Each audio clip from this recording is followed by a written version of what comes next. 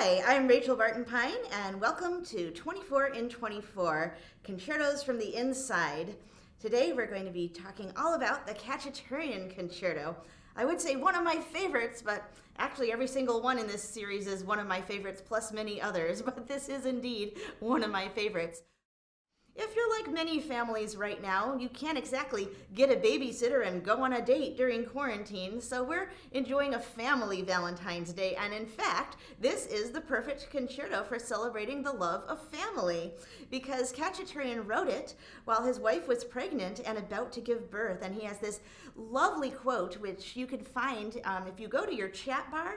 There are some icons on the right, right above the chat, and one of them is an info icon, and if you click on there, you can find the program notes that I wrote for this piece, where I give a long quote of Khachaturian where he's talking all about the joy that filled his heart and the excitement of the imminent birth of his child, and that the inspiration of that coming event filled him with inspiration, and this concerto just flowed out of him almost faster than he could put pen to paper. And I just love thinking about that, because so many composers experienced angst with their compositions. Understandably, a violin concerto is a pretty big deal, and sometimes it took them years to rewrite and revise and think about it and mull it over. But Khachaturian finished his in 2 months, and it was good to go. So I just love that happy story, and thinking about the excitement of the birth of one's child, to which I can definitely relate.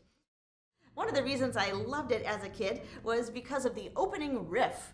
This rhythmic pattern, what you would call pony run duple, sped up. That is a very common riff in one of my favorite subgenres of heavy metal, thrash. If you think about or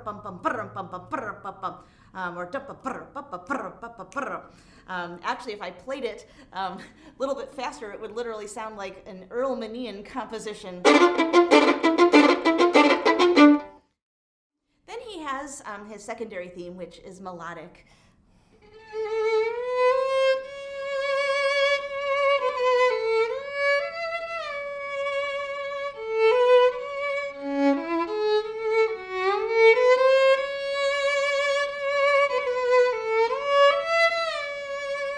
So you can hear that there is definitely an ethnic flavor going on here. Khachaturian was born in Georgia. He's ethnically Armenian, and he grew up surrounded by the folk music of Armenia, Azerbaijan, and Georgia, because it was kind of a multicultural community, and all of this music was literally part of the daily life of everybody, for celebrations, for gatherings. This music was just all around, all of the time, and it's lovely to hear him talk about growing up in that atmosphere. And then when he started to study classical music, he continued studying, or he started literally studying folk music, and not just from his specific region, but he studied the folk music from all over the Caucasus, from Eastern and Central Europe, from the Middle East. And right before he wrote his violin concerto, he actually went to Armenia for 6 months, just specifically to study the folk music. And so it's wonderful to hear all of those flavors in the part, rhythmically, melodically, the ornaments, and what you won't get to hear today, in the colors of the orchestration. In the development, there's a bit where I have kind of the same rhythm as the opening, but in a less aggressive way.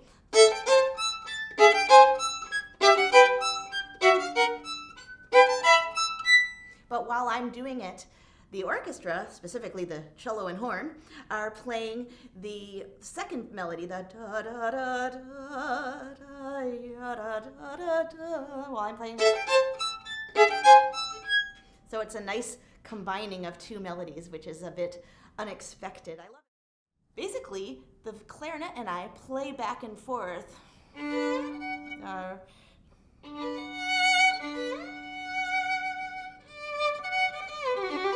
Then the clarinet goes da da da da da da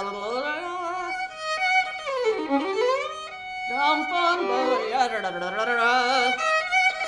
Okay, that didn't quite work, but you get the point, and you're looking at the music right now, so you can see what I'm talking about.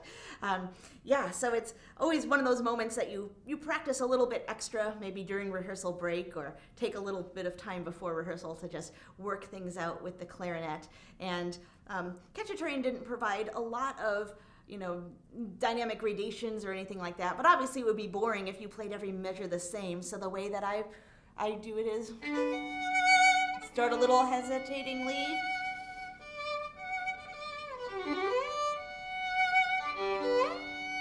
And then a little more singing.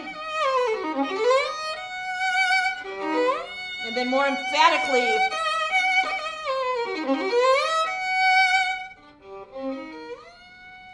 And then a little less again.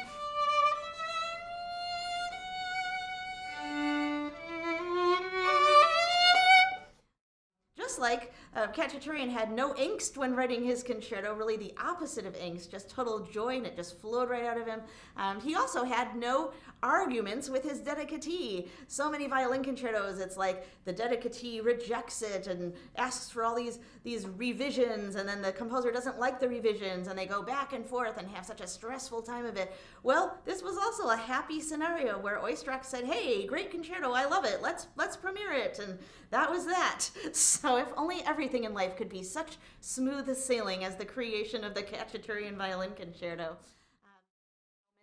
And I love the ending of it, I must admit, because it takes that head-banging riff, the da-da-dum-bum-bum, and it inserts some cross rhythms,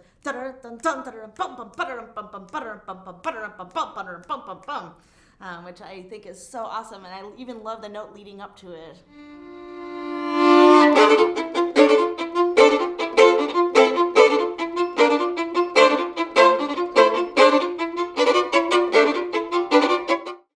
The second movement starts with a bassoon solo. Can you think of any other violin concerto? Well, any concerto for any instrument. I'm curious if any others start with a bassoon solo.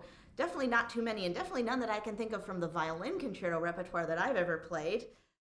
My opening melody, I love when composers do this, that it actually appears in different registers with different characters. So the first time it's, just mezzo forte and kind of longy.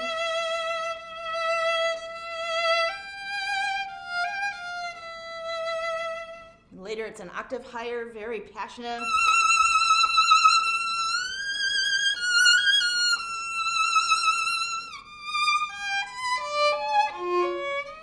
Then a little rhythmic version.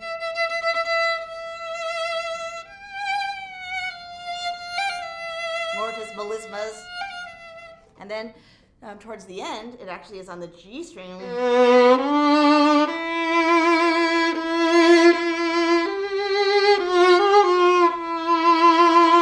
So this very strong forte, and it kind of goes on and on, Sul G. And right after that is one of my favorite moments of the whole movement, where the orchestra kind of explodes, da da da da da da da da da, yum bum bum bum, da yum, and the cymbals are crashing, and everybody is playing at full blast, and it really sounds like almost like a Hollywood film score, like one of those moments of crisis where the story has reached its apex and the hero or heroine has to make a devastating decision, and everything has come to that moment. And being on stage in the middle of the orchestra doing that, it's like I just get to, sometimes my favorite moments in concertos are not when I'm even playing, and this is definitely the case. That is my favorite moment, and I just feel like I have the best seat in the house and get to hear it all around me. But a lot of cases actually throughout this movement and throughout the rest of the concerto as well, I did find a lot of new fingerings that I'm really, really excited about. And not just, borrowed from other artists here and there, but actually sometimes going through that process and trying other people's fingerings and thinking about where might you do different options. Sometimes you come to your own ideas, but ideas you would probably never have had if you hadn't been listening to all those colleagues. So they're your own original ideas, but inspired by others. So some of them, I'll definitely remember, and others, like, here, I'll give you a good example. That little start of the muted section. I used to do a fingering here, 1, 2, 3, 2, 3, And now I'm doing a shift on the whole step to go 1, 2, 2, 3. Well, they're each nice. And if I forget my new fingering and revert to my old fingering, nothing lost. Other places I would be a little disappointed if I did my old fingering because I like my new one so much better. And we'll just see what happens. There's a lot to remember. Speaking of memory, the last movement is quite a memorization challenge because it's kind of in quasi-rondo form, but the rondo comes back in different iterations at different times. Sometimes it's normal. Sometimes it's with this little... Sometimes it goes like that. Sometimes it goes... Sometimes it combines them. And you have to know which one is which. Not just to play the correct notes, which is always a good thing, but also some of those little iterations actually take a different number of measures than others. So if you get it wrong, you won't be with the orchestra anymore. So you really have to try to get it right. And I drill and drill and drill myself on that before every performance. I've only ever laid eyes on, among modern editions, on the international edition because it is the one edited by the dedicatee David Oistrakh. And it has his cadenza, of course, and it's really great to see his fingerings and bowings. But there is a misprint. So the misprint, and if you could put up, let's see, picture number 5, at the bottom of the page, it's missing 8 whole bars because, now this is showing you the one that's not missing the notes.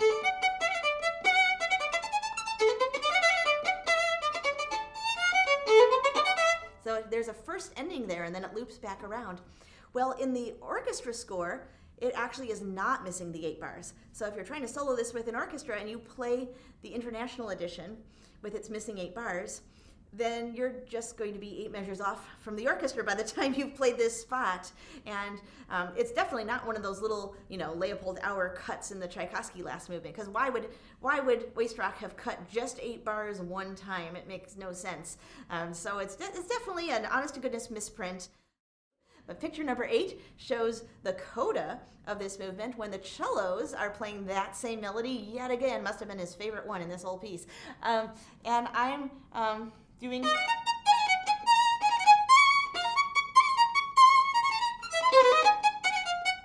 So I'm doing some material derived from the rondo theme while the cellos go da, da, da, da, da, da.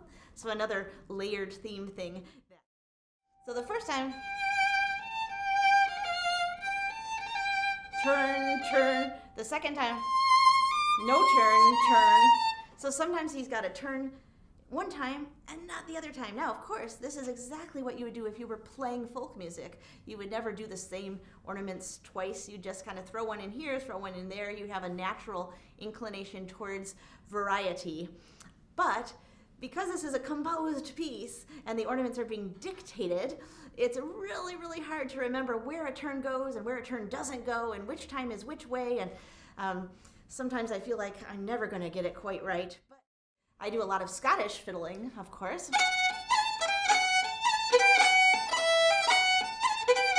With that kind of ornament, and we're going to talk more about that when I have my Scottish fantasy episode for this series.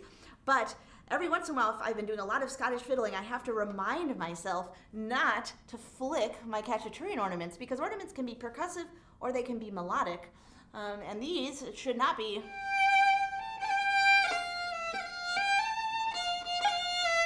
Right? They have to be.